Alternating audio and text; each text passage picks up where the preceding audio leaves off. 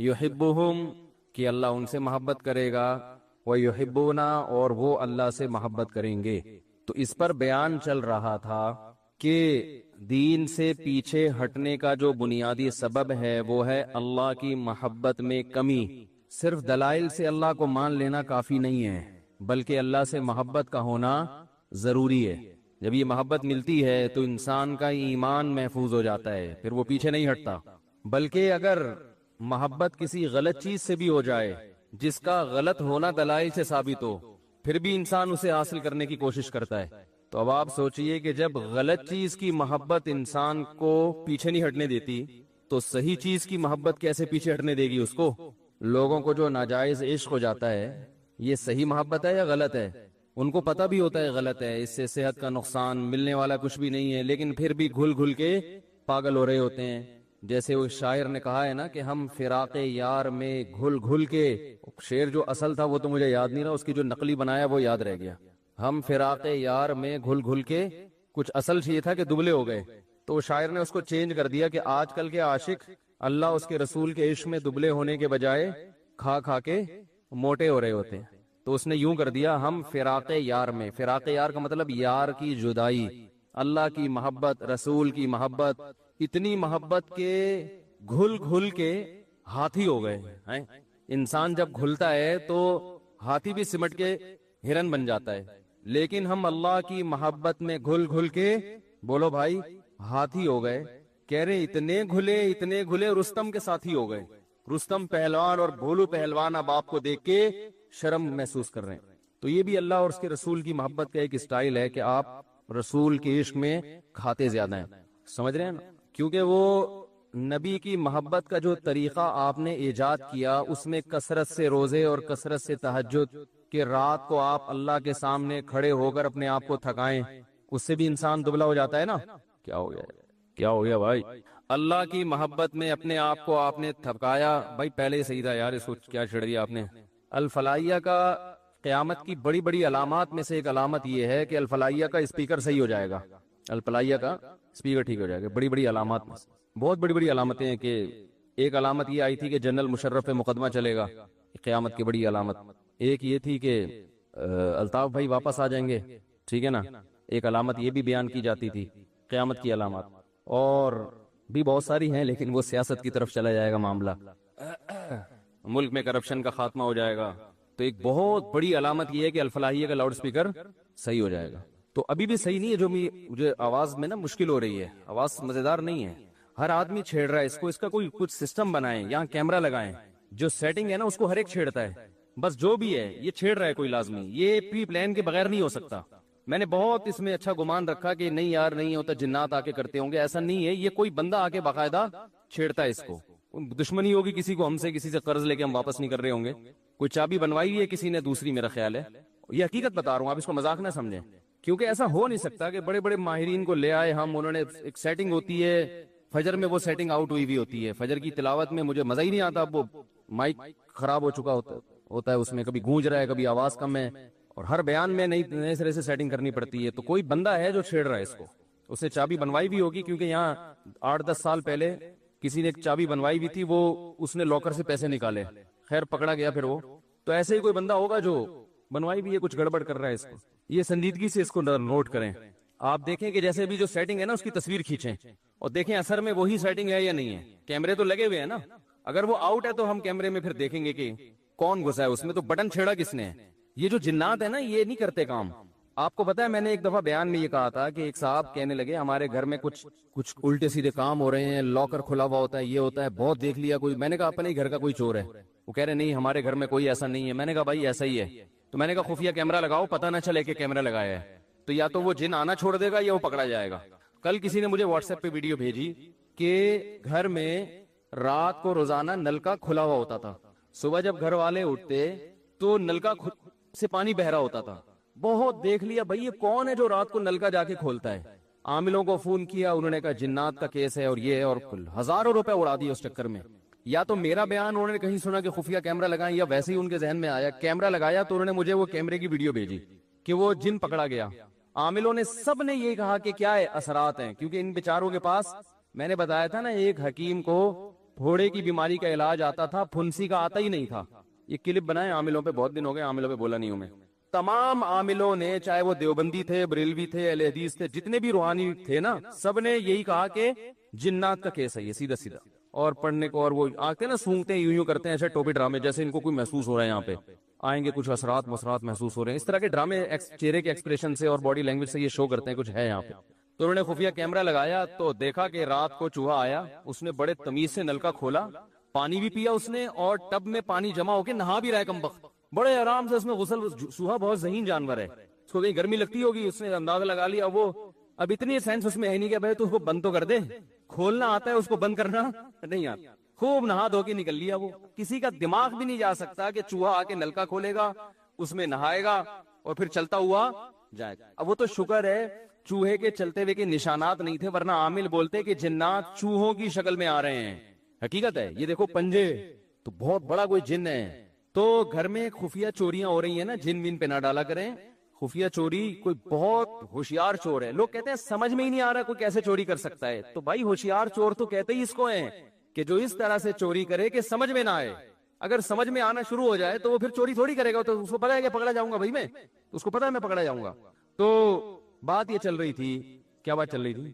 جو اصل بات تھی نا، اس سے میں یہ کر رہا تھا کہ اللہ تعالیٰ کی محبت، اگر میں کہہ رہا تھا محبت ایک ایسی زبردست چیز ہے، ایسی زبردست چیز ہے کہ اگر کسی چیز کے غلط ہونے پر دلیل قائم ہو جائے اور آپ کو پتا ہے کہ یہ 100% غلط ہے، لیکن آپ کے دل میں اس کی ایک دفعہ محبت پیدا ہو جائے تو غلط ہونے کے باوجود آپ اسے حاصل کرنے کی کوشش کرتے ہیں. تو اگر کسی چیز کا دلائل سے برحق ہونا ثابت ہو جائے، جیسے اللہ اور اس کے رسول کا اور آپ کی تعلیمات کا، اسلام کی تعلیمات تو بہت پاکیزہ ہیں، ہر ایک کی فطرت کو اپیل کرتی ہیں. تو اگر کسی کا، یہ ایک بات یاد رکھو، اسلام کو شخصیتوں پہ نہ پرکھا کریں. سمجھ رہے ہیں نا، اسلام کو تھوڑا سیاست سے الگ رکھیں. اسلام میں سیاست ہے، سیاست میں اسلام نہیں ہے. اسلام میں سیاست بھی ہے مگر سیاست میں اسلام یہ نہیں ہے. کیونکہ میں بہت زیادہ لوگوں سے جو ہے نا وہ الٹی سیدھی، وہ جو میں نے ایک عمران خان کی تقریر پر حمایت کر دی تھی، اس میں بہت سارے اپنے کٹ گئے. میں نے تقریر کی حمایت کی، اس میں بھی شروع میں اور آخر میں بڑی تمہید تھی کہ اس کو آپ کوئی سیاسی رخ نہ دیں، یہ کوئی JUI کی مخالفت نہ سمجھیں یا مسلم لیگ کی مخالفت نہ سمجھیں. ایک ملک کے وزیر اعظم نے اسپیچ کی ہے. میرے پاس اب خطوط آ رہے ہیں لوگوں کے، فون تو میں اٹھاتا بہت ہی کم ہوں، خطوط آ رہے ہیں کہ آپ ہمارے دل سے اتر گئے مفتی صاحب، میں آپ کا بہت بڑا فین تھا اور میں اب آپ میرے دل سے اتر گئے ہیں، مجھے جواب دیں کہ ایک یہودی کو آپ کیسے وہ کر رہے ہیں اور ایک فلانے کو آپ کیسے وہ کر رہے ہیں. تو میں جواب نہیں دے رہا کیونکہ مجھے پتا ہے جواب دوں گا پھر اس پہ ایک نیا خط آ جائے گا. اس لیے جواب نہیں دے رہا کہ آپ میں جواب کا تحمل نہیں ہے، برداشت نہیں ہے. آپ یہ چاہتے ہیں کہ یعنی اس بنا پر بھائی آپ اختلاف کرو نا، بولو بھائی مفتی صاحب آپ نے جو وزیر اعظم کی تعریف کی غلط کی ہے، اس کا دل سے اترنے سے کیا تعلق ہے؟ کوئی شرعی مسئلہ تھوڑی میں نے بیان کیا ممبر پہ بیٹھ گئے. اب بولو بھائی جو آپ دین کی باتیں کر رہے ہو ماشاءاللہ وہ تو بڑی زبردست ہیں، اس معاملے میں ہم آپ کے پہلے بھی فین تھے، اب بھی فین ہیں. سیاست کے معاملے میں جو آپ نے یہ بات کی ہے وزیر اعظم کی تقریر سے، ہم آپ کے متفق نہیں ہیں، ختم ہو گئی بات. مثال کے طور پر میں اگر کوئی میڈیکل سائنس کی بات کروں، میں بتاؤں شوگر کی ایک فلاں دوا ہے، میں نے ڈاکٹر سے سنا ہے بڑی زبردست ہے، آپ نے اس سے بڑے ڈاکٹر سے سنا کہ وہ زبردست نہیں ہے، تو میں آپ کے دل سے اتروں گا؟ بولو نا بھائی، دل سے اتروں گا؟ آپ بولیں گے یار میڈیکل سائنس میں انہوں نے ایک بات کہی ہے ان کی رائے کے مطابق، دوسرے ڈاکٹر نے تو اس کے خلاف کہا ہے.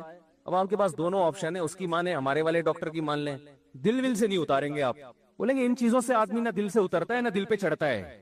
میں جب طالب علم تھا تو ہمارے ایک استاذ نے ایک نصیحت کی ہمیں، وہ اس وقت نصیحت سمجھ میں نہیں آئی، اب آتی ہے سمجھ میں. انہوں نے کہا دیکھو عوام کی عقیدت سے کبھی متاثر نہیں ہونا. صحیح ہے نا؟ جو عوام آپ سے کہنا حضرت حضرت ماشاءاللہ ماشاءاللہ آپ کے چپل بھی اٹھا رہے ہیں، اس سے کبھی متاثر نہیں ہونا، دھوکے میں نہیں آنا. میں نے کہا کیوں؟ انہوں نے فرمایا 2 منٹ میں ان کی عقیدت تیل ہو جاتی ہے. سمجھ رہے ہیں نا؟ ذرا سی کوئی بات دائیں بائیں ہوئی جو ان کے مزاج کے خلاف ہوئی، وہ ساری عقیدت ختم، گالیاں دینے پہ آ جائیں گے، حوصلہ نہیں ہے. مولانا طاری جمیل صاحب کے ساتھ کیا کیا ہے؟ انہوں نے اگر عمران خان کی تعریف کر دی، آپ کہہ دو غلط تعریف ہے، ختم. ساری زندگی کی ان کی محنت، ہزاروں گناہگاروں کو ان کے ہاتھوں اللہ نے توبہ کی توفیق دی.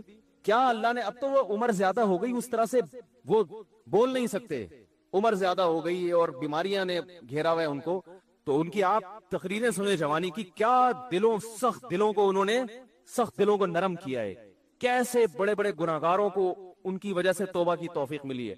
सारी जिंदगी की मेहनत एक तरफ, एक वजीर आजम की जात पर उन्होंने थोड़ी सी बात कर ली कि अच्छा आदमी है, तो वो सारी मेहनत और वो अकीदत एकदम हवा हो गई। हमने तो उसकी जात की तारीफ भी नहीं की है, हमने तो ये कहा ही नहीं कि अच्छा है क्या बुरा है, हमने तो ये कह दिया तकरीर अच्छी है। उस पे खुतूत आ रहे हैं, आप हमारे दिल से उतर गए। मैं, कोई कह रहा है मैं 8 साल से सुन रहा था, कोई कह रहा है मैं 15 साल से सुन रहा था, कोई कह रहा है मैं जनाब आपको, मैं तो सारी सारी रात आपके बयान बैठ के सुना करता था, सोता नहीं था, लेकिन आप मेरे दिल से हमेशा के लिए उतर गए हैं। भाई इतना तो फिर आज इस बात पे नहीं, कल किसी और बात पे उतर जाएगा, आप उतर जाओगे आप ट्रैक से। इतना छोटा ज़र्फ अगर रखोगे तो दुनिया में किसी से भी फायदा नहीं उठाओगे। इसलिए कि आज आप दिल से अकीदत कर रहे हो ना, और अकीदत में गुलूव की वजह से हमारे आपके दिल से हम उतर रहे हैं, कल उनसे कोई मिस्टेक होगी वो भी आपके दिल से उतर जाएंगे। तो ऐसे आदमी के दिल में कभी कोई पनप सकता ही नहीं है। ज़र्फ बड़ा रखें, ये बोल लिया करें भाई गलती हो गई मुफ्ती साहब से। आपका ख्याल अगर है कि हमने गलत कहा, भाई मुफ्ती साहब बहुत अच्छे, आपके ख्याल में, वो तो अल्लाह ही जानते अच्छे हैं कि नहीं, लेकिन आप कह रहे हैं भाई मेरे ख्याल में मुफ्ती साहब बहुत अच्छे, ये वाली बात मुफ्ती साहब की मैं इससे मुत्तफिक नहीं हूँ, खत्म। इसमें कौन सा मसला है भाई, इतना बढ़ाते हैं यार इन छोटी छोटी बातों को। आप बोलो हजरत मौलाना तारिक जमील साहब बहुत अच्छे, अल्लाह ने उनसे बड़ा काम लिया, बड़ा तकवा, बड़ी लाहियत, ये जो उन्होंने इमरान खान की तारीफ की, आप जो उनसे इख्तलाफ करते हैं बोले भाई इस मामले में मैं उनकी राय से मुत्तफिक नहीं हूँ, बाकी उनका काम अल्लाह ने अकीदत मोहब्बत है उनसे, अल्लाह उनकी उम्र में बरकत दे, ये वाली। और कभी मुलाकात हुई तो मैं उनसे कह दूंगा कि हजरत ये आपने अच्छा नहीं किया, बस खत्म। जिनकी राय में उन्होंने अच्छा नहीं किया और जिनकी राय में अच्छा किया वो कहें बहुत अच्छे, कीप इट अप। तो इतना छोटा ज़र्फ, इतना छोटा ज़र्फ, और जिसका ये ज़र्फ होता है वो किसी भी जगह नहीं पनपता। देखो रसूलुल्लाह सल्लल्लाहु अलैहि वसल्लम ने इरशाद फरमाया, खवातीन से खिताब किया कि औरतें जहन्नम में मर्दों से ज्यादा होंगी। खवातीन ने पूछा क्यों? इस हदीस में तो है औरतें ज्यादा होंगी, दूसरी हदीस में आता है जन्नत में भी औरतें ज्यादा होंगी, एक और हदीस है। ये मैं इसलिए कह रहा हूँ कि खवातीन डर जाती हैं कि हम यहाँ भी वहाँ भी, क्या मजाक है। वजह उसकी है कि खवातीन की आबादी ही ज्यादा होगी, तो जाहिर है इधर भी ज्यादा तो उधर भी ज्यादा। तो पूछा गया भाई वजह क्या है? आपने फरमाया तकफुरनल आशीर, शौहर की नाफरमानी करती हो। नाशुक्री, नाफरमानी नहीं, कुफर कहते हैं नाशुक्री को। कैसे नाशुक्री? फरमाया सारी जिंदगी खिलाता है पिलाता है। आज कोई मर्द बीवी को छोड़ दे, बेचारी का क्या पुरसाने हाल होता है हमारे मुआशरे में। घर उसको लेके देता है, गैस बिजली का बिल, छत मुहैया की, उसको तहफ्फुज दिया, उसकी औलाद का हमेशा के लिए मुहाफिज बना, इतने बड़े बड़े इनामात एहसानात। और नबी ने फरमाया किसी दिन थोड़ी सी ऊंच नीच हो जाए, उसकी तनख्वाह कम हो गई बेचारे की, अब गोश्त नहीं ला पा रहा, तोरियों पे गुजारा करवा रहा है, नाश्ते में अंडे का इंतजाम नहीं कर सका, आज बेगम बगैर नाश्ते के रह लो, आज नाश्ता नहीं करते, ठीक है ना, थोड़ी तनख्वाह मेरी, हालात टफ चल रहे हैं, या नाश्ता करो मगर अंडा ना मंगवाओ, पराठा डबो के, मुफ्ती साहब ने कहा डबो के खाने का अपना ही मजा है, तो आज हम पराठा चाय में डबो के खा लेते हैं। तो नबी सल्लल्लाहु अलैहि वसल्लम ने फरमाया कभी कुछ हो जाए ना तो क्या औरत ताना कैसा देती है, मा राअयतु मिनका खैरन कत्तु, मैंने कभी भी आपसे खैर, सब औरतें नहीं लेकिन बहुत सी औरतें ये काम करती हैं कि मैंने आपसे कभी खैर नहीं देखी, मैं इस घर में आई हूं मुझे मिला क्या है। कितना बड़ा जिंदगी भर के हमारे मुस्लिम मुआशरे में तो मर्द तो बहुत ज्यादा तहफ्फुज देता है। कैसे बाप अपनी बेटी के लिए रिश्ते तलाश कर रहे होते हैं क्योंकि अच्छा आदमी मिल जाए, और फिर तलाक से डरती भी हैं, कहती है तलाक देके मुझ पे जुल्म कर दिया, मुझे ये कर दिया, तलाक देके क्या किया, उसने अपने आप से जुदा कर दिया ना, तो अब रो क्यों रही हो? इसका मतलब वो ना देता तो तुम पर एहसान था उसका कि उसने तुम्हें ठिकाना दिया हुआ है, और देना गलत समझा जाता है मुआशरे में, इसलिए कि वो जो तमाम तहफ्फुजात उसने दिए हुए थे वो तुमसे छीन लिए। तो नुकसान औरत का होता है कि नहीं होता? तो कितनी बड़ी फजीलत है। लेकिन नबी ने फरमाया कि तकफुरनल अशीर, जो अशीर है ना हमेशा साथ रहता है, तो उसकी नाशुक्री करती हो। तो भाई इससे साफ पता चलता है कि जब किसी की खिदमात ज्यादा हो, बाप और माँ का भी यही हुक्म है, अब्बा को बर्दाश्त करने का हुक्म है कि नहीं है? आपके वालिद साहब अगर आप JUI में और अब्बा PTI की तारीफें शुरू कर दें इमरान खान की, अब्बा को बोलोगे अब्बा आप मेरे दिल से उतर गए? बोलोगे? बोलो ना भाई। आप JUI के हो, आप धरने में शिरकत के लिए जा रहे हो और अब्बा ने कहा इमरान खान जिंदाबाद, आप बोलोगे यार अब्बा ऐसी बातें नहीं करो यार, बस यही बोलोगे ना, अब्बा ये नहीं करो यार, मैं धरने में जा रहा हूँ, आप कह रहे इमरान खान जिंदाबाद। आप अब्बा को लिख के दोगे अब्बा आप मेरे दिल से उतर गए। अब्बा बोलेगा दफा हो यहाँ से, मैं तेरे दिल से उतर गया, तू मेरा बाप है जो मुझे ताने दे रहे दिल से उतर गया, तेरी औकात क्या? बाप यही कहेगा ना, मैंने जना है तुझे, सारी जिंदगी मैंने खिलाया पिलाया, तो माँ को भी कोई ताना नहीं दे सकता। हमें याद है जब ज़ियाउल हक का दौर था, हम बहुत छोटे बच्चे थे उस वक्त, तो ज़ियाउल हक ने रेफरेंडम करवाया था کہ اسلام چاہتے ہو تو ہاں، اسلام نہیں چاہتے تو نہ. بہت ہوشیار آدمی تھا ضیاء الحق بھی. اس نے ریفرینڈم کروایا تھا کہ اگر آپ اسلام چاہتے ہیں تو مزید 5 سال کے لیے مجھے ووٹ دے دیں. تو ہمارے خاندان میں ایک بوڑھی خاتون ہیں، اب تو بوڑھی ہو گئی، اس وقت تو اتنی بوڑھی نہیں تھی، وہ ہماری محرم رشتہ ہے ان سے. وہ نا پہ ٹھپا لگا کے آ گئے. بڑے ہم نے کہا بھائی کیا اسلام نہیں چاہیے؟ انہوں نے کہا اسلام چاہیے، ضیاء الحق نہیں چاہیے ہمیں. انہوں نے کہا اسلام چاہیے ہمیں، ضیاء الحق نہیں چاہیے. ان کو نہیں پسند ہوگا ضیاء الحق. تو باقی اکثر لوگ ہاں پہ جا کے ٹھپا لگا رہے تھے. تو ہمیں ان کی بات پہ ہنسی آئی. ہم جو تھے ضیاء الحق کی طرف تھے. ہم سمجھتے تھے کہ بھئی یہ دیندار آدمی ہے، تہجد گزار آدمی ہے، یہ اسلام کو، اور اس نے بہت حد تک کیا بھی ہماری رائے کے مطابق کام. وفاقی شرعی عدالت بنائی، مفتی تقی صاحب کو اس کا جج بنایا، حدود آرڈیننس سارے ضیاء الحق کے ہی بنائے ہوئے ہیں. اس کے دور میں جو جتنی ٹی وی اینکرز تھی سب کے سر پہ دوپٹہ ہوتا تھا. بہت سارے کام اس نے کیے اور بہت سارے کر سکتا تھا، مگر لوگوں نے اس کا ساتھ نہیں دیا. لیکن اس میں بھی رائے کا اختلاف ہو سکتا ہے، کوئی کہتا ہے امریکی ایجنٹ تھا، کوئی کہتا ہے کیا ہوا. ایسا نہ ہو جو تھوڑے بہت جن کے دلوں سے میں نہیں اترا، اب ان کے دلوں سے بھی اتر جاؤں کہ آپ تو ضیاء الحق کی حمایت کر رہے ہو. تو 2 منٹ لگتے ہیں دل سے اترنے میں.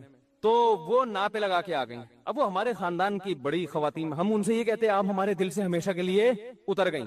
تو بھائی رشتے ہیں ٹھیک ہے نا کا، اور ہم نے بظاہر تو یہ کفر ہے نا کہ اسلام نہیں چاہیے. وہ کہتی اسلام چاہیے. یہ ضیاء الحق نے اسلام کا ان کے خرائے کے مطابق لیبل لگایا ہوا ہے کہ اب اسلام تو ہر آدمی کہے گا نا ہاں، تو ہاں کا مطلب یہ کہ اگلے 5 سال کے لیے میں دوبارہ آ رہا ہوں. تو بھائی ہمارے اپنے رشتے داروں میں ہم جب بیٹھتے ہیں، کوئی جے یو آئی کی حمایت کر رہا ہوتا ہے، کوئی پی ٹی آئی کی حمایت کر رہا ہوتا ہے. اب جو خاندان کے بڑے بزرگ ہیں ہم ان سے تمیز سے احترام سے تھوڑی سی ڈیبیٹ کر لیتے ہیں، بحث کر لیتے ہیں. بھائی ٹھیک ہے آپ کی رائے ہے، بڑے بزرگ تو بزرگ ہی رہیں گے. اب یہ تھوڑی کہ وہ پی ٹی آئی میں چلا گیا تو وہ ہمارے دل سے اتر گیا، وہ جے یو. بھائی بڑے خاندان کے رشتہ ہے. دوست احباب میں بھی ایسے ہی ہوتا ہے. ہم جب بیٹھتے ہیں ہمارے دوستوں میں، ہمارے شاگردوں میں، میرے شاگردوں میں کوئی جے یو آئی کا ہے، کوئی پی ٹی آئی کا ہے، وہ بیٹھے ہوئے ہوتے ہیں. اب وہ کیا آپ ہمارے دل سے اتر گئے؟ میں کہوں گا دل سے اتر گئے تو میں تو سبق نہیں پڑھاؤں گا. جب تمہارا استاد سے تمہیں عقیدت محبت ہی ختم ہو گئی تو میں تمہیں تفسیر کیوں پڑھاؤں؟ میں کیوں پڑھاؤں بھائی تمہیں تفسیر؟ اتنا بڑا تانا تم نے دے دیا کہ آپ اب یعنی آپ ہمیں سمجھ میں ہی نہیں آ رہے نا. تو جب پھر اس سے پڑھو جو تمہیں سمجھ میں آ رہا ہے. جو سمجھ میں نہیں آ رہا اس سے کیوں پڑھ رہے ہو؟ تو چھوٹا دل نہ رکھو میرے بھائی. ظرف کو کیا کرو؟ دوسرے کی رائے سننے کا تحمل پیدا کریں. رائے سننے کا تحمل پیدا کریں. میں بہت کچھ بول سکتا ہوں ممبر پہ بیٹھ کے، بہت کچھ دلائل کے تانے بانے ملا سکتا ہوں، آپ بھی ملائیں. لیکن ہم تو ایک اصولی اور ضابطے کی بات کر کے آگے نکل جاتے ہیں کہ اصول اور ضابطے میں بھئی یہ ہم یہ کہہ رہے ہیں کہ یہ کام اچھا کیا، فلاں اگر کرے گا تو ہم اس کو بھی اپریشیٹ کریں گے، فلاں آدمی کا فلاں کام اچھا ہے. اور وہ قرآن و سنت نہیں بن جاتا، وہ ہماری رائے ہوتی ہے. تو اگر کوئی عالم پی ٹی آئی میں چلا جاتا ہے، میں کہتا ہوں کوئی عالم دین اگر پی ٹی آئی میں چلے بھی جائیں، دیکھو ایک زمانہ تھا، سیاسی باتیں نہیں کرنی چاہیے لیکن اب وہ دین کی جب تک میں مثال نہیں دوں گا تو جو میں شریعت ہی کا قاعدہ بتانا چاہ رہا ہوں سمجھ میں نہیں آئے. ایک زمانہ تھا کہ ایم کیو ایم بڑے عروج پر تھی. ایک عالم تھے، ان کا ایم کیو ایم میں ایک اسمبلی کے ممبر تھے، ان سے بڑی گہری دوستی، وہ ان سے بڑے جا کے بڑی اچھی طرح سے ملا کرتے تھے اور بڑی گہری دوستی. کسی نے اعتراض کیا کہ حکمرانوں سے تعلق ہے بھائی، کہ جب بھی اسمبلی کا ممبر آئے گا اور یہ جناب اس سے بڑے اچھے طریقے سے ملیں گے، اس کو چائے بھی پلائیں گے، یہ تو چاپلوسی کر رہے ہیں. یہ کیا کر رہے ہیں؟ یہ تو چاپلوسی، حکمرانوں کی چاپلوسی. تو میں نے ان سے کہا بھائی دیکھو، ایک جب کوئی بھی حکومت میں ہے تو اس کے خلاف چلو گے تو آپ اپنے کام نہیں نکلوا سکتے، اور اگر آپ اس سے دوستی لگا کے بہت سارے دینی کام کروا سکتے ہیں اس سے، تو یہ چاپلوسی نہیں ہے، یہ شریعت میں عین مطلوب ہے. چاپلوسی حکمرانوں کی وہ حرام ہے جو اپنی ذات کے لیے ہو، قوم کے لیے ہے، ملک و ملت کے لیے، تو یہ چاپلوسی نہیں ہے، یہ تو اخلاق ہے. اور شریعت نے ہمیں حکمرانوں کے احترام کا حکم دیا ہے، ان کو ذلیل کرنے کا حکم نہیں دیا. اس لیے کہ قومی اتحاد جو ہے نا، اتحاد وہ جب ہی ہوتا ہے کہ جب سب ایک امیر پر متفق ہوں، تب ملک پاورفل بنتا ہے، تب اس وقت طاقتور بنتا ہے ملک. آپ درجنوں سیاسی اختلاف کریں تو اگر کوئی کسی اسمبلی کے، میں اس لیے کہہ رہا ہوں حضرت مولانا طارق رحمت صاحب جا کے بیٹھے ہوئے ہیں کسی حاکم کے پاس، اس کی تصویریں آ رہی ہیں، نیچے جھوٹی حدیثیں اور اسلاف کے واقعات کے جو حکمرانوں سے ملتا ہے وہ یوں ہیں تو وہ یوں ہیں تو وہ فلانا ہے. بھائی جو اپنی ذات کے لیے ملے، اپنی ذات کو پروموٹ کرنے کے لیے، اور جس کے پیچھے مقصد ہو، جس کے پیچھے ایک قوم کی خدمت ہو، تو اس کے لیے بالکل جائز ہے. اور یہی کام جب آپ کرتے ہیں تو وہ حلال ہوتا ہے، دوسرا کرے تو وہ کیا ہو گیا؟ وہ ناجائز ہو گیا. کوئی اصول ہی نہیں ہے، کوئی ضابطہ ہی نہیں ہے کسی بھی چیز کا. تو خلاصہ یہ نکلا کہ تھوڑا سا ظرف کو بڑا رکھیں، اختلاف رائے کا تحمل کریں کہ اس کی یہ رائے ہے، ہماری. دیکھو یہ ہمارے اکابر میں اس سے بھی بڑے بڑے اختلافات ہوئے ہیں. فلاں کو وزیر اعظم بننا چاہیے کہ نہیں بننا چاہیے، فلاں حقدار ہے یا نہیں، یہ کم درجے کے اختلاف ہے. کنٹری بننا چاہیے نیا یا نہیں بننا چاہیے، یہ زیادہ بڑا اختلاف ہے. کیا خیال ہے؟ جب ہندوستان کے دو ٹکڑے ہو رہے تھے، مولانا حسین احمد مدنی رحمہ اللہ تعالیٰ کی رائے یہ تھی کہ ہندوستان کو دو ٹکڑوں میں تقسیم بولو بھائی نہیں ہونا چاہیے. ان کی رائے تھی. ان کے پاس اپنے دلائل تھے کہ زیادہ مسلمان انڈیا میں ہیں، یہاں تھوڑے ہیں. تو ایک پوری ان کے پاس ایک دلائل تھے. مولانا اشرف علی تھانوی رحمہ اللہ تعالیٰ، مولانا ظفر احمد عثمانی رحمہ اللہ تعالیٰ کی رائے یہ تھی کہ بننا چاہیے ملک. یہ بہت بڑا اختلاف تھا کہ نہیں تھا؟ بھائی کنٹری وجود میں آنا چاہیے کہ نہیں آنا چاہیے، یہ چھوٹا اختلاف نہیں تھا. مولانا حسین احمد مدنی وہ کہتے تھے ملک نہیں ٹوٹنا چاہیے. اس پہ وہ جلسے کر رہے تھے، دھرنے دے رہے تھے، بڑی تحریک چلائی تھی انہوں نے، پورا ایڑی چوٹی کا زور لگا لیا کہ ہندوستان کو نہیں ٹوٹنا چاہیے. لیکن مولانا تھانوی رحمۃ اللہ علیہ قائد اعظم سے باقاعدہ ملاقاتیں کر رہے تھے. مولانا ظفر احمد عثمانی تھانوی قائد اعظم سے ملاقاتیں کر رہے تھے، ان کو اپریشیٹ کر رہے تھے کہ الگ ملک بنانا ہے ورنہ ہم ہندوستان میں پس جائیں گے. اور یہ دونوں ایک دوسرے کا اس قدر احترام کرتے تھے، اتنے شدید اختلاف کے باوجود، کہ آج تک ان کے شاگردوں میں آپ کو چپکلس نظر نہیں آئی. میرے شیخ حضرت مفتی رشید احمد صاحب رحمہ اللہ تعالی حضرت تھانوی کے سلسلے کے ہیں اور ان کے نظریے سے متفق تھے کہ پاکستان بننا چاہیے. لیکن حضرت نے حدیث پڑھی مولانا حسین احمد مدنی سے، سمجھ رہے ہو، اس دور میں جب یہ اختلاف عروج پر تھا. بخاری پڑھی ہے کس سے؟ مولانا حسین مدنی سے. اتنے شدید اختلاف کے باوجود ہمارے حضرت فرماتے ہیں مجھے مولانا حسین احمد مدنی سے اتنی عقیدت تھی کہ میں درس میں ان کے قریب آ کے بیٹھا کرتا تھا اور جہاں موقع ملتا ان کے پاؤں کے تلووں پہ اپنا ہاتھ لگاتا. ایک عشق کی حد تک محبت تھی نا، اتنی محبت.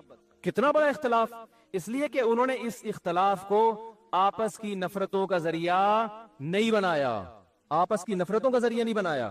مولانا تھانوی رحمہ اللہ تعالیٰ کو کسی نے فرمایا کہ ابوالکلام آزاد جو ہیں وہ پاکستان بننے کے قائل نہیں ہے، وہ آپ سے بحث کرنا چاہتے ہیں. ٹھیک ہے نا، وہ آپ سے بحث کرنا چاہتے ہیں. تو کس نے بتایا؟ حضرت ابوالکلام آنا چاہتا ہے. حضرت نے مزاح میں فرمایا آنے دو، یہاں جد الکلام بیٹھا ہوا ہے. یعنی اب کہتے ہیں باپ کو اور جد کہتے ہیں دادا کو. وہ اگر کلام کا باپ ہے تو ہم کلام کے دادا ہیں. ان کی آپس میں بحث بھی ہوئی اور مباحثے بھی ہوئے، بڑی محبت سے، بڑے سلیقے سے. اس کے باوجود اپنی رائے پر قائم. شیخ الحدیث مولانا زکریا رحمہ اللہ تعالیٰ کو کسی نے بتایا کہ آپ تو سرے سے سیاست میں حصہ ہی نہیں لیتے، ملکی حالات کہاں تیسرا گروپ ایک یہ تھا جو دونوں طرف کہیں بھی نہیں تھا، وہ کہتے تھے ہم سیاست میں. بھائی مولانا تھانوی رحمہ اللہ کی مولانا اشرف علی تھانوی کی رائے یہ تھی کہ پاکستان بننا چاہیے اور سیاست میں وہ پڑھے. انہوں نے اپنے شاگردوں کو بھیجا، قائد اعظم سے ملاقاتیں ہوئی. قائد اعظم کو دین کے قریب لانے میں بہت بڑا کردار ہے. یہاں تک کہ قائد اعظم پینٹ شرٹ پہنا کرتے تھے. مولانا اشرف علی تھانوی رحمہ اللہ کی محنت سے انہوں نے وہ شیروانی پر آ گئے. انہوں نے کہا یہ لباس جو ہے نا ہمارے ملک میں ماڈرن لوگوں کا سمجھا جاتا ہے، لوگ اس سے آپ کو اسلامی لیڈر نہیں سمجھیں گے، تو آپ اپنا لباس چینج کریں. قائد اعظم اس میں بھی ایگری ہو گئے. اور حکیم الامہ مولانا اشرف علی تھانوی قائد اعظم کی بہت وہ کہتے تھے اس کے گیٹ اپ پہ نہ جاؤ. وہ کہتے تھے قائد اعظم ان کے گیٹ اپ پہ نہ جاؤ، یہ آدمی اندر سے مسلمان ہے اور ملک لینے کے لیے جو پیچیدگیاں ہیں اور اس کے جو سائیڈ افیکٹ ہیں ان کو یہ ہم سے زیادہ سمجھتے ہیں. انہوں نے لا پڑھا ہوا ہے. سمجھ میں آ رہی ہے بات کہ نہیں آ رہی؟ وہ یہ زیادہ اچھا سمجھتے ہیں. اب اس میں کون صحیح تھا کون غلط تھا یہ بحث کرنے کا کوئی فائدہ نہیں ہے، اس لیے کہ جب پاکستان بن گیا تو مولانا حسین احمد مدنی نے سب سے پہلے پاکستان کی حمایت کی ہے. لوگوں نے کہا آپ تو مخالفت کر رہے تھے، تو انہوں نے کہا مسجد بننے سے پہلے اختلاف ہو سکتا ہے کہ مسجد بنے یا نہ بنے، بن گئی تو اس کا احترام لازم ہے. کیسی زبردست سوچ تھی. اڑے نہیں رہے گے نہیں بس نہیں غلط ہوا اب میں اس کی واٹ لگاؤں گا. انہوں نے کہا بھائی یہ تو اس وقت اختلاف تھا، اب جب بن ہی گیا ہے تو اب مسلمانوں کا ایک ملک بن گیا، اب اس کو طاقتور ہونا چاہیے، اس میں قانون سازی ہونی چاہیے اور اس کو اب سپورٹ کرنا چاہیے. تو بڑا ایک دلچسپ واقعہ میرے ذہن میں آیا تھا. میں عرض کر رہا تھا کہ قائد اعظم کو فل سپورٹ مل رہی تھی کہاں سے؟ مولانا شریف تھانوی رحمہ اللہ تعالیٰ کی طرف سے. اور ادھر مولانا حسین احمد مدنی وہ سیاست میں وہ ان کے جلوس نکل رہے تھے اور وہ تقریروں میں کہتے تھے مسلمانوں یہ دہلی کی جامع مسجد چھوڑ کر کہاں جا رہے ہو، یہ بابری مسجد چھوڑ کر کہاں جا رہے ہو، یہ تو تمہارے 1000 سال تم نے ہندوستان پہ حکومت کی ہے، یہ تو تمہارا ہے. یہ دوسرے فریق کی رائے یہ تھی کہ ہمارا تھا، اب اگر ہم الگ ملک نہیں ملا تو اس سے بھی جائیں گے ہم، کیونکہ گورا انگریز سارے فائدے ہندو کو دے کے جا رہا تھا، وہ ہندو کے حوالے کر کے جا رہا تھا. دونوں کی رائے تھی، دونوں کے دلائل تھے، اس کی سنتے لگتا وہ صحیح کہہ رہا ہے، اس کی سنتے لگتا وہ صحیح کہہ رہا ہے. اور ایک تیسرا گروپ تھا شیخ الحدیث مولانا زکریا رحمہ اللہ تعالیٰ کا، وہ سارا دن علم حدیث میں کتابوں میں لگے ہوئے تھے، وہ سیاست میں دلچسپی، وہ کسی دھرنے میں شریک ہی نہیں ہوتے تھے. اب یہ چاہتے نا 3 دھڑے بڑے آرام سے بن سکتے تھے علماء کے. ایک دھڑا بن جاتا پاکستان بننا چاہیے، ایک دھڑا پاکستان مخالف، اور ایک یہ کہ یہ دونوں جو ہے نا فتنہ پرست ہیں. ہمیں تو اللہ اس کے رسول کے بس دین میں لگنا چاہیے. یہ تینوں اپنے مریدوں کو تیار کرتے اور بولتے کہ تم اس کی مجلس میں نہیں جانا، اس درس حدیث نہ سننا مولانا حسین مدنی کا. اور مولانا حسین مدنی درس بھی کہاں دیا کرتے تھے؟ مسجد نبی میں نبی صلی اللہ علیہ وسلم کے روضہ اطہر کے سامنے بیٹھ کے پوری دنیا سے لوگ آ کے ان کا بخاری کا درس سنا کرتے تھے. یہ اتنا یعنی علم حدیث پہ عبور تھا کہ نبی صلی اللہ علیہ وسلم کے روضہ اطہر پہ درس دیا کرتے تھے بیٹھ. کئی سال درس دیا انہوں نے. تو اب یہ تینوں حضرات اگر اپنی نیچے عوام کی تربیت یوں کرتے، شیخ الحدیث مولانا زکریا رحمۃ اللہ علیہ کہتے نہ تھانویوں کے پاس جاؤ، ان کے پاس جب جا کے دیکھو کہ نہیں پاکستان بنے گا، بن کے رہے گا پاکستان، بن کے رہے گا. نہ مدنیوں کے پاس جانے کی ضرورت ہے، تم علماء ہو، تمہارا کام کیا ہے؟ حدیث پڑھو، قرآن پڑھو، فقہ پڑھو، یہ تمہارا کام ہے. قریب بھی ان کے پھٹکنے کی اجازت نہیں ہے. کیا خیال ہے بھائی؟ اور مدنی گروپ کہتا ہے کہ یہ مسلمانوں کو مروا رہے ہیں، یہ الگ ملک بنا کے یہ سارا ہندوؤں کے حوالے کر کے مروا رہے ہیں. ان کے یہ ورڈنگ نہیں تھی، ان کا یہ تھا میری رائے یہ دوسروں پہ تہمتیں نہیں لگائی انہوں نے. اگر تہمتیں لگانا شروع کر دیتے نا کہ ان کی نیت ہی غلط ہے، معاملہ پھر خراب ہوتا ہے. معاملہ جب خراب ہوتا ہے جب آپ دوسرے کی نیت پہ ڈاکہ ڈالنا شروع کر دیں. یہ بندہ ہی غلط ہے، یہ ان کی نیت. بھائی نیت کیسے؟ کوئی قرآن میں تھوڑی لکھا ہوا ہے کہ پاکستان بننا چاہیے کہ نہیں بننا چاہیے. یہ تو رائے ہے نا، تو دو رائے بن سکتی ہیں.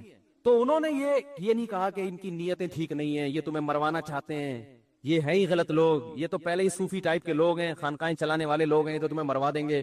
تو کسی نے تبھی تینوں فریقوں میں آپس میں آج تک محبت قائم.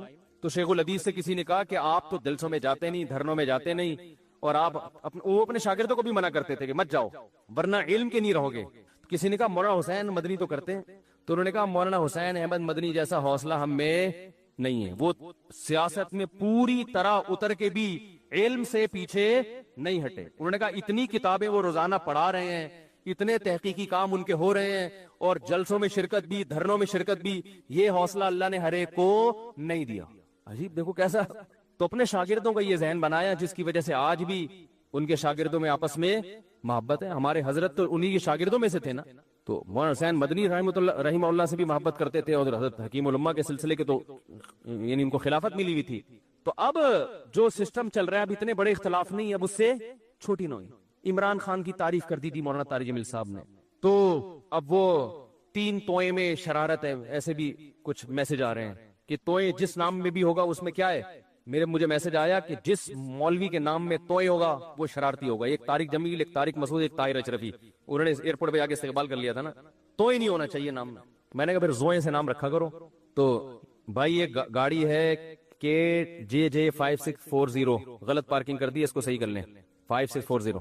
تو بھائی اتنا بڑا اختلاف ہوا، آپس میں نفرتیں نہیں پھیلی. اب بہت چھوٹے چھوٹے اختلاف ہو رہے ہیں، اور اتنا زیادہ. دیکھو میں ایک بات کہتا ہوں، اپنے سیاسی لیڈر سے عقیدت محبت ضرور کرو. آپ کو جو سمجھ میں آتا ہے، اگر آپ کو دھرنا سمجھ میں آ رہا ہے آپ دھرنے میں جاؤ، اگر آپ کو نہیں سمجھ میں آ رہا آپ نہیں جاؤ. لیکن ان سیاسی قائدین کے چکر میں آپس میں ایک دوسرے کو دل سے مت اتارو. کوئی بھروسہ نہیں ہے کل یہ لیڈر آپس میں بیٹھ کے چائے پی رہے ہوں اور ہم آپس میں لڑ کے ایک دوسرے کو دور کر چکے ہوں. ماضی میں کیا ایسا ہوا نہیں ہے؟ یہ سیاسی لیڈر کفر کے فتوے لگا رہے ہوتے ہیں ایک دوسرے پہ. میں نے خود جلسوں میں تقریریں سنی ہے، وہ کافر، وہ یہودی، وہ فلانا، تھوڑے دن میں اسی کے ساتھ گلے مل رہے ہیں، پھول پہنائے جا رہے ہیں، ہاتھ ملائے جا رہے ہیں، اس کو مکمل سپورٹ کر رہے ہیں. یہ تو ہوتا ہے، ہر لیڈر کے ساتھ ہوتا ہے، ہر لیڈر. اور ہو رہا ہے، اب تو ماضی سے دیکھتے آ رہے ہیں. تو میں طلبہ سے کہتا ہوں JUI اور PTI کے چکر میں آپس میں نفرتیں پیدا مت کرو. تم کلاس فیلو. یہ دور زندگی میں دوبارہ کبھی نہیں آئے گا. 8 سال اکٹھے پڑھتے ہیں، اتنے آپس میں محبتیں ہوتی ہیں، اور JUI اور PTI کے چکر میں گالیاں. میں ان سے کہتا ہوں کل کہیں ایسا نہ ہو مستقبل میں کہ دونوں لیڈر بیٹھے ہوئے وسیع قوم کے وسیع تر مفاد میں چائے پی رہے ہوں. پھر جب آپ بولو گے یار آپ نے ہمیں تو برباد دیا، اس کو بول دیا تھا یہودی کا بچہ ہے وہ، اور آپ نے ان کو بول دیا تھا وہ چور ہے، وہ ڈیزل چوری کرتا ہے، وہ یہ کرتا ہے، وہ کرتا ہے. اب آپ اتحاد کر رہے ہیں تو کہیں گے قوم کے وسیع تر مفاد میں، قوم کے وسیع تر مفاد میں ہمیں یہ بالآخر ہمارا تو بیڑا غرق کر دیا نا. کتنے لوگ ہیں. میں نے جو بیان کیا تھا ایک کہیں وہ چھوٹا سا وہ تو 5000 سبسکرائبر ایک دن میں میرے چینل سے بھاگ گئے. 5000. وہ میں نے وہ تنزانیہ میں تھا، میں نے تھوڑا سا ایک بیان کر دیا تھا کہ وہ پتہ نہیں وہ PTI کے بارے میں کہ یہ عمران خان نے یہ والا کام اچھا کر دیا، بس اتنا کہہ دیا تھا. 5000 ایک دم سے شارٹ مارکیٹس. یہ وہ سارے تھے جن کے دل سے ہم اسی وقت اتر گئے. تو یار اتنا چھوٹا دل رکھو گے، اتنی عقیدت محبت نہیں کرو اپنے لیڈروں سے. اتنے اچھے نہیں ہیں، یہ بتا دوں میں آپ کو. کوئی بھی ان میں اتنا اچھا نہیں ہے، چاہے کوئی بھی ہو. بہت اچھا کوئی بھی نہیں ہے ذہن میں رکھنا, ٹھیک ہے, بہت برا بھی نہیں ہے. جتنے یہ ایک دوسرے پہ الزام لگاتے ہیں اتنے برے یہ دونوں نہیں ہیں, یہ بتا دوں میں. نہ عمران خان یہودیوں کا ایجنٹ ہے, نہ مولانا فضل الرحمان اتنے برے جتنا ان کو کہا جا رہا ہے, لیکن اتنے اچھے بھی نہیں ہے جتنا آپ عقیدت محبت میں گھسے چلے جا رہے ہو. تھوڑا سا واپسی کا آپشن رکھو. باقی وزیر اعظم نے جو اچھا کام کیا ہم اس کو اپریشیٹ کریں گے, کرتے رہے, آئندہ بھی کریں گے. کل آپ وزیر اعظم بن گئے, آپ اگر کوئی خاندانی کام, ہم تو نواز شریف کو اپریشیٹ کیا تھا جب اس کے دور میں ایٹمی دھماکہ ہوا تھا بھائی, کام اچھا ہو گیا تھا, خاندانی ملک ایٹمی پاور بن گیا, اور کیا چاہیے بھائی آپ کو, زبردست کام ہو گیا تھا.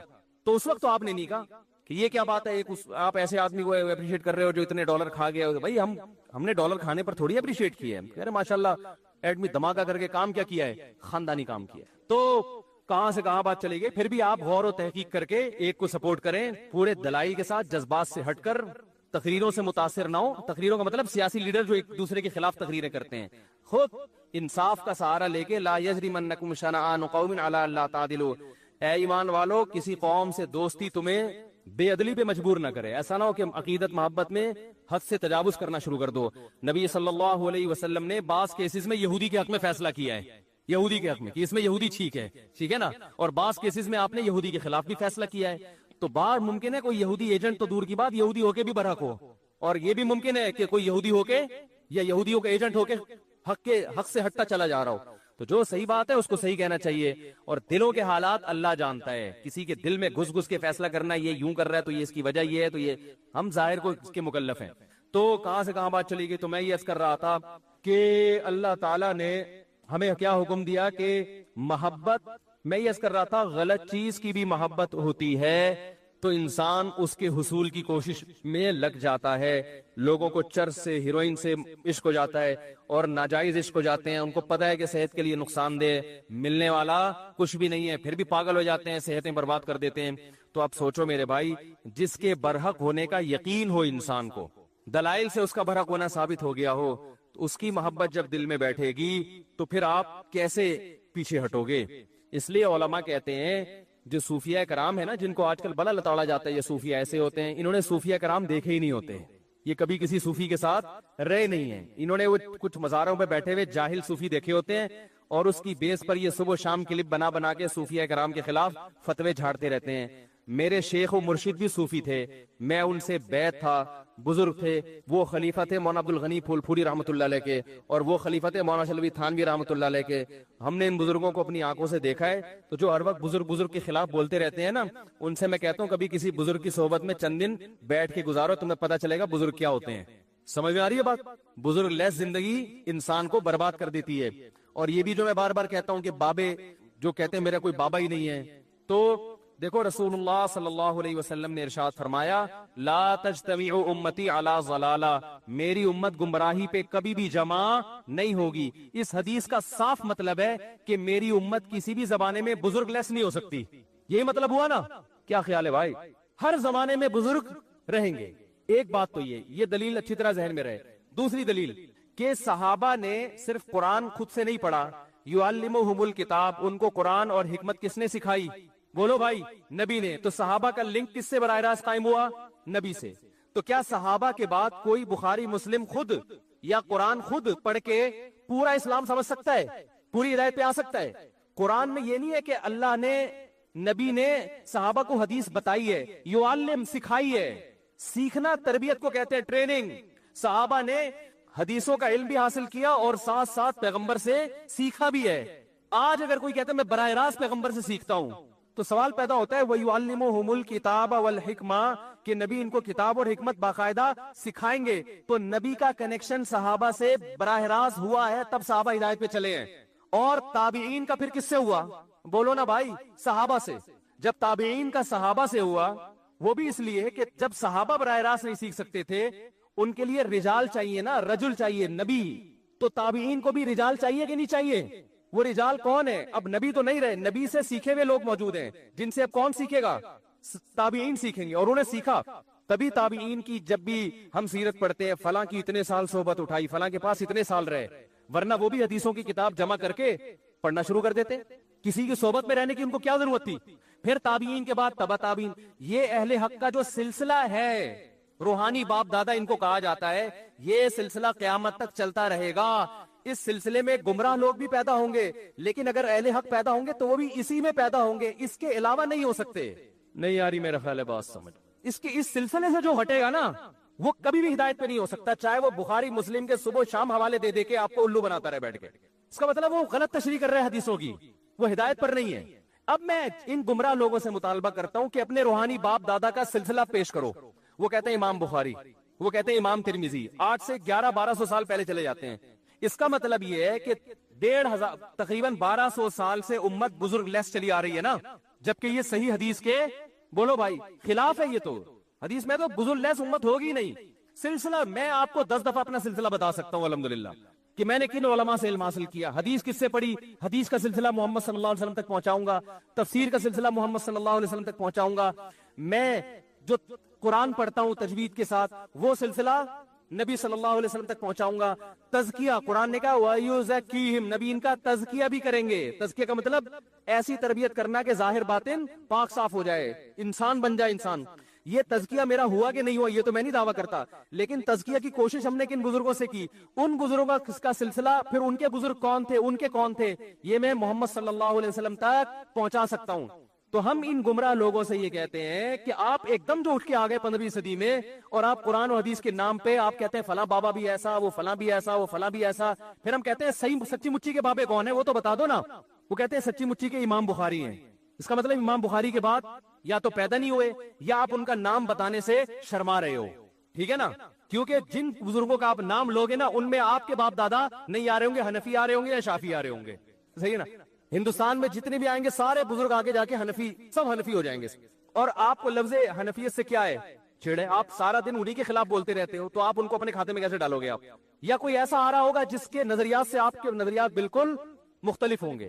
تو یہ خوب یاد رکھیں کہ انسان ریسرچ کے قابل یا تحقیق کے قابل یا ہدایت میں جس کو فالو کیا جائے، اس کی سب سے پہلی شرط یہ ہے کہ وہ یہ بتائے کہ میں نے علم کس سے حاصل کیا، اور پھر جس سے حاصل کیا اس کا برحق ہونا کس لیے ثابت کرے گا، اس نے کس سے، اس کا بابا کون تھا، اس کا بابا کون تھا۔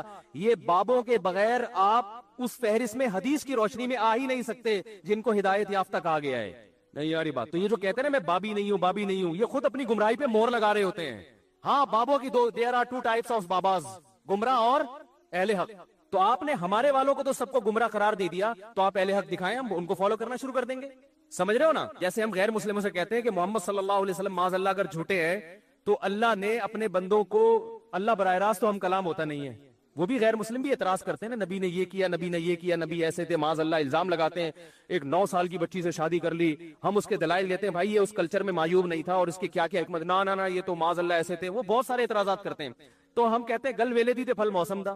مختصر بات یہ کہ اللہ اپنے بندوں سے ہدایت جو دی ہے، یا تو اللہ کا بندوں سے کوئی لنک ہی نہیں ہے، اس نے پیدا کر کے چھوڑ دیا، یہ تو عقل نہیں مانے گی نا۔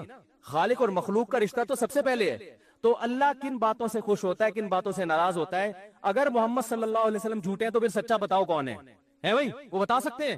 وہ جو سچا لے کر آئیں گے نا ان کے خیال میں اس پہ 20، اگر نبی پر ایک اعتراض ہوتا ہے تو اس پر 20 اعتراض ہو رہے ہوں گے، صحیح ہے نا؟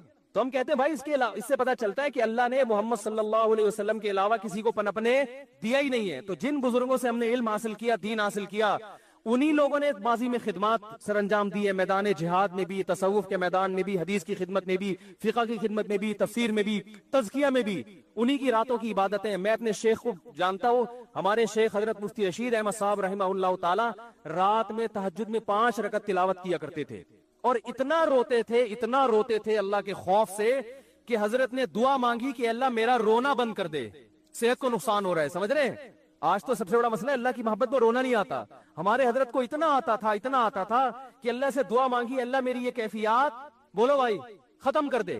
پھر ان کی تقریباً 20 سال صحیح بخاری پڑھائی ہے، اتنا بخاری پہ عبور تھا، بدعت کے بہت خلاف تھے، بہت زیادہ خلاف تھے بدعت کے، عقائد ایسے صاف ستھرے، ہم نے تو ان بزرگوں کو دیکھا ہے، لیکن نکالنے والے ان کی بھی کتابوں کو غلط توڑ موڑ کے کچھ بھی نکال کے ان کو بھی الزام لگا دیتے ہیں، اور ہم جب کہتے ہیں اس الزام کا جواب دینے کے لیے ہم تیار ہیں، سامنے بیٹھو، سامنے بیٹھنے کے لیے تیار، وہ کلپ بازی، ٹائم ویسٹنگ۔ تو یہ جو ہے نا بزرگ لیس معاشرہ، یہ اسلام کا معاشرہ نہیں ہے، قرآن و سنت کے بالکل خلاف ہے، سمجھ رہے کہ نہیں سمجھ رہے؟ تو آپ کو تربیت کرنی ہے، کسی اللہ والے سے تعلق قائم کرنا پڑے گا، جو آپ کا تزکیہ کرے، آپ کو تمیز سکھائے، سب سے پہلے آداب سکھائے، آپ کو محبت سکھائے آپ کو، آپ کا ظرف بڑا کر دے کہ اختلاف رائے جب ہوتا ہے مسائل میں تو اس کو پیش کرنے کا کیا طریقہ ہوتا ہے. میں سمجھا پا رہا ہوں اپنی بات؟ تو ہم نے جن بزرگوں کو دیکھا، جن اکابر کو دیکھا، ہم نے ان میں اللہ کا خوف پایا. ہمارے حضرت رحمہ اللہ تعالی کا تقوی ایسا مشہور تھا کہ ان کے بارے میں مشہور تھا کہ کوئی ایڑی چوٹی کا زور لگا دے، کوئی چیز اگر ناجائز ہے نا وہ ان سے کروا نہیں سکتا. جس چیز کا ثابت ہو گیا نا کہ یہ کیا ہے، غلط ہے شریعت میں. اور بہت سی چیزوں میں انہوں نے اپنے بزرگوں سے اختلاف بھی کیا ہے، وہ ہم بھی کرتے ہیں. ان کی رائے اگر بدل گئی تو انہوں نے کہا ٹھیک ہے، لیکن احترام کے ساتھ. انہوں نے فتوے نہیں لگائے. مفتی رشید احمد صاحب فرض نماز کے بعد اجتماعی دعا کو نہیں مانتے تھے، اس کا کوئی ثبوت نہیں ہے. ان کے استاذ مانتے تھے، لیکن دونوں میں محبت، احترام. حضرت نے پورا رسالہ لکھ دیا کہ فرض نماز کے بعد اجتماعی دعا ثابت نہیں ہے، لیکن حضرت نے کلپ بنا کے عوام میں آگ بولو بھائی نہیں لگائی. تنزیہ جملے لکھ لکھ کے جو لوگ دعا مانگ رہے ہیں ان کو، ان کی نفرتیں کہ ان کو تو کچھ بھی نہیں آتا. ایک دفعہ ایک عالم آئے، بڑے عالم ہے ملک کے، وہ آئے، انہوں نے نماز پڑھائی. حضرت نے ان سے کہا آپ نماز پڑھائیں. انہوں نے نماز کے بعد اجتماعی دعا مانگی.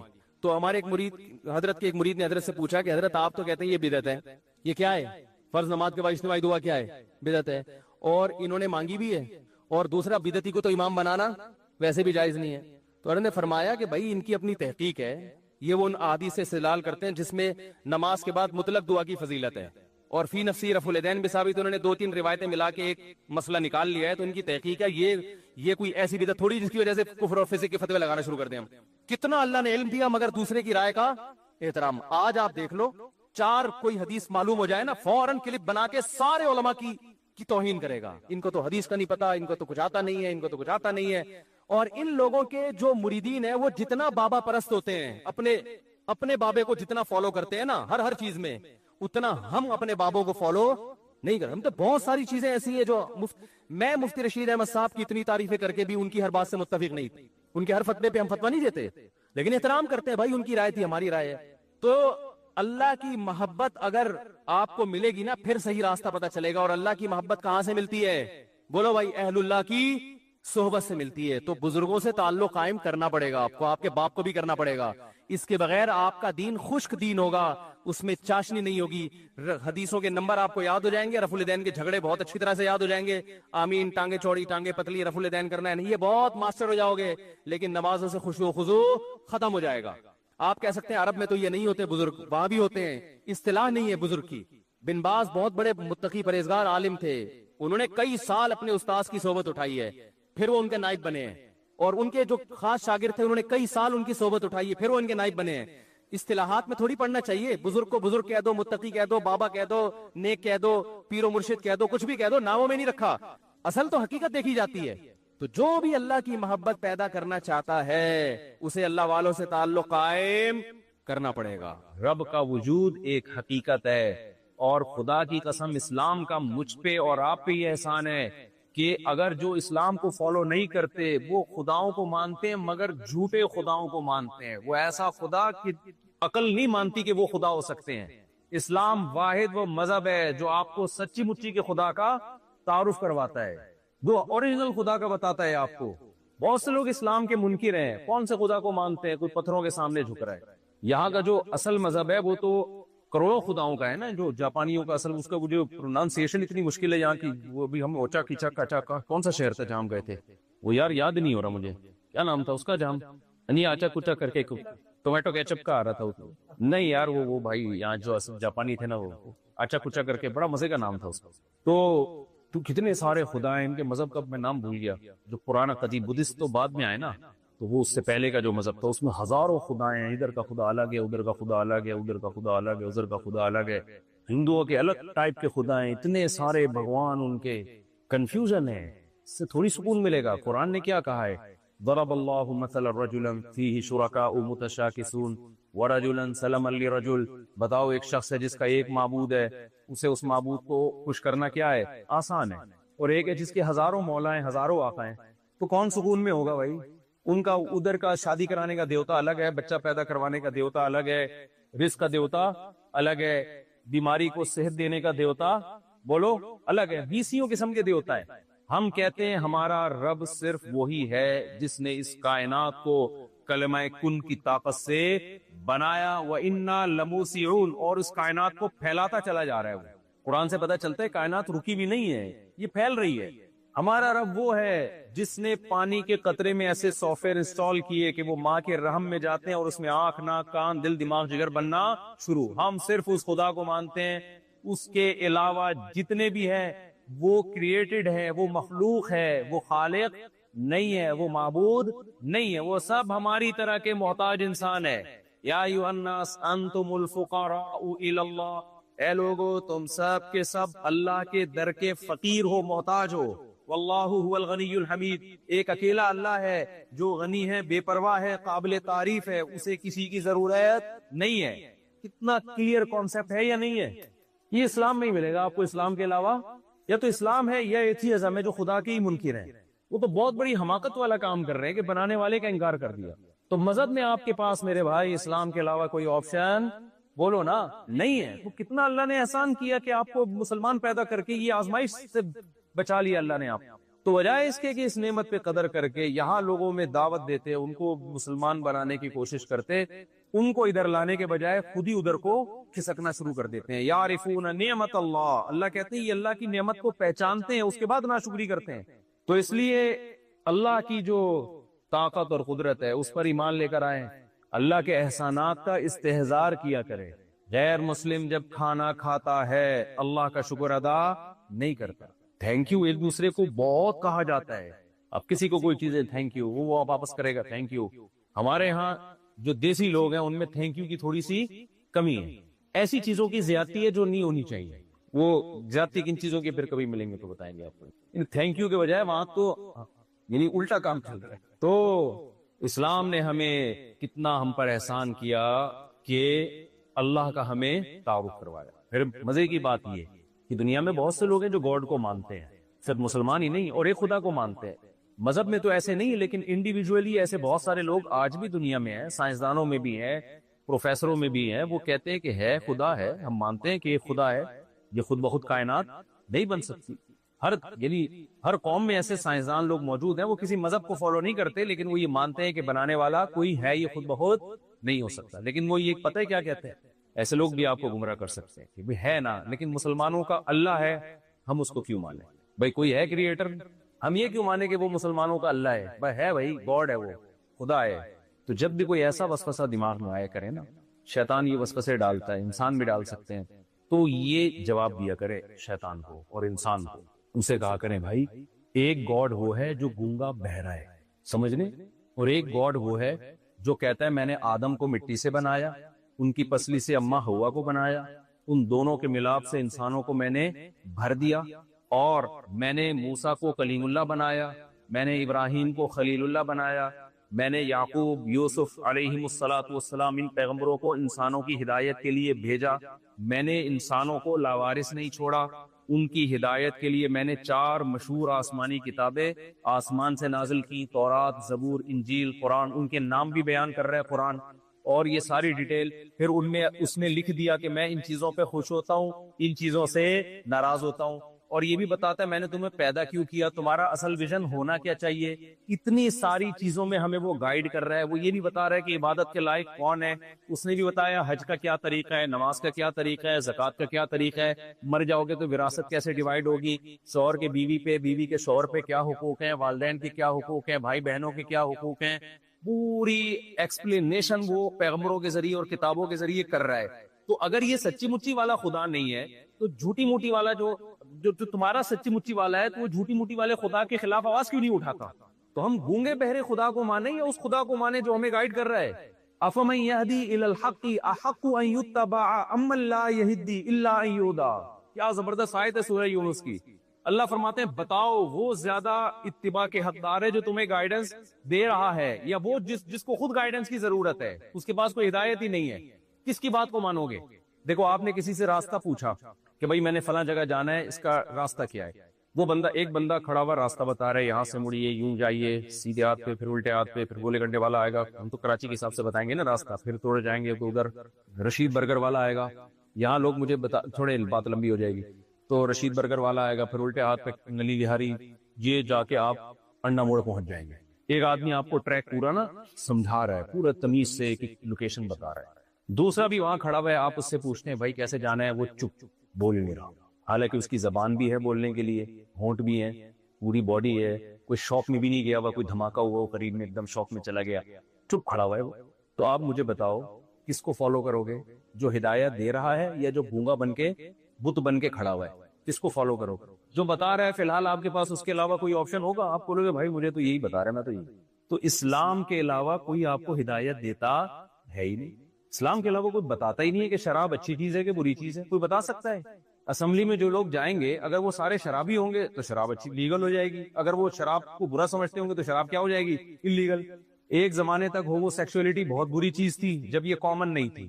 1990 تک امریکہ میں ہومو سیکسولیٹی ایک دماغی بیماری سمجھی جاتی تھی, پرلے درجے کا پاگل آدمی سمجھا جاتا تھا. لیکن جب یہ چیز پھیل گئی, اسمبلیوں میں بھی ایسے لوگ پہنچ گئے, تو اب یہ کیا ہو گئی؟ یہ صرف لیگل نہیں ہوئی بلکہ ہیومن رائٹس میں شامل ہو گئی. تو یہ ہمیں بتائیں گے بھائی یہ تو خود ہدایت کے قابل ہے. فمن یہدی للحق یحق ویتبع من لا یہدی الا یہدا. قرآن کہہ رہے جو خود ہدایت کے لائق ہو وہ تمہیں گائیڈ کرے گا. انسان ہدایت کے لائق ہے, ہدایت یافتہ ماں کے پیٹ سے پیدا نہیں ہوتا, تو انسان انسانوں کو گائیڈ نہیں کر سکتا. انسان کو گائیڈ وہ کرے گا جس نے انسان کو پیدا کیا, اور وہ گائیڈنس اسلام کے علاوہ کسی اور کے پاس نہیں ہے. میں سمجھا پا رہا ہوں اپنی بات؟ تو اب بھائی اسلام کو یا تو دل و جان سے لو یا ایک طرف ہو جاؤ, پورے کچھ اور بن جاؤ. یہ بیچ میں لٹکنا کیا ہے, یہ خطرناک ہے. ہمارا اسلام جو ہے نا ہمارے مطلب کا اسلام, کہ کڑوا کڑوا تھو تھو میٹھا میٹھا اب. موت کے بعد ہم سب چاہتے ہیں مسلمانوں کے قبرستان میں دفن ہو, ہمیں اوون میں ڈال کے راکھ نہ بنایا جائے. چاہتے ہیں نہیں چاہتے؟ بھائی اگر آپ نے لبرل بننا ہے, سیکولر بننا ہے, تو موت کے بعد کوئلہ بنا دو, ٹکے بنا کے کھلا دو کسی کو, یا قبر میں ڈالو, تو اس سے کیا فرق پڑتا ہے؟ کیا خیال ہے بھائی, اس سے کیا فرق پڑتا ہے؟ جب مری گئے, جب آٹومیٹیکلی خود بخود پیدا ہوئے تھے تو مر گئے, تو کیڑوں نے جب کھانا ہے تو بہتر نہیں ٹکے بنا کے انسانوں کو کھلا دو یار. کیا خیال ہے؟ ارشاد بھائی غلط تو نہیں کہہ رہا؟ پھر اس میں کیا اتنا وہ کہ بھائی, ایک دفعہ کسی نے ہم سے سوال پوچھا کہ جو ہے وہ چائنا میں نا جو ماں کی جو دودھ ہوتا ہے نا اس کو ڈبوں میں پیک کر کے وہ خشک کر کے باقاعدہ بچوں کی فیڈ کے طور پر کمپنیاں اس کو بیچتی ہیں, ڈبوں میں بک رہا ہوتا ہے. تو ہم سے سوال پوچھا کہ یہ جائز ہے ناجائز؟ ہم نے کہا یہ حرام ہے, ناجائز ہے. ایک صاحب نے کہا لو, ایک تو یہ مولوی لوگ بس ہر چیز میں ٹانگ لاتے ہیں, حلال حرام حرام, یہ ترقی کر ہی نہیں سکتے. اس میں کیا جا رہا ہے اگر وہ خشک ڈبوں میں ماں کا دودھ بک رہا ہے؟ تو یہ مولوی لوگ ہر جگہ کیا کرتے ہیں, فتوے جھاڑنا شروع کر. بھائی ہم سے تو پوچھا ہے تو بتائیں گے نا. تو میں نے کہا کہ یہ ڈبوں کا ترقی سے کوئی تعلق ہے؟ بولو. اس سے کہ یہ جو جاپان میں جو سائنسدان پیدا ہوئے ہیں اس لیے ہوئے کہ ماں کا دودھ ڈبوں میں بکتا تھا, اس کا ترقی سے کیا تعلق ہے بھائی؟